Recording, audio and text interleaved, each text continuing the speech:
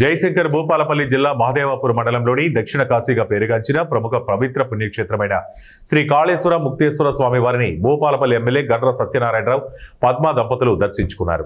వారికి ఆలయ అర్చకులు అధికారులు వేద మంత్రోచ్చరణల నడుమ స్వాగతం పలికారు. అనంతరం ఎమ్మెల్యే దంపతులు శ్రీ ముక్తేశ్వర స్వామి వారిని దర్శించుకుని అభిషేకం నిర్వహించారు. ఆలయ ప్రధాన అర్చకులు ఫణీంద్ర శర్మ వారి అర్చక బృందం ఆలయంలో ప్రత్యేక పూజలు చేశారు. తదనంతరం వేద ఆశీర్వచనం వేదికపై ఫణీంద్ర శర్మ అయ్యవారు శేషవస్త్రాలతో ఎమ్మెల్యే దంపతులకు సన్మానం చేసి ఆశీర్వదించి స్వామివారి తీర్థ ప్రసాదాలు అందజేశారు.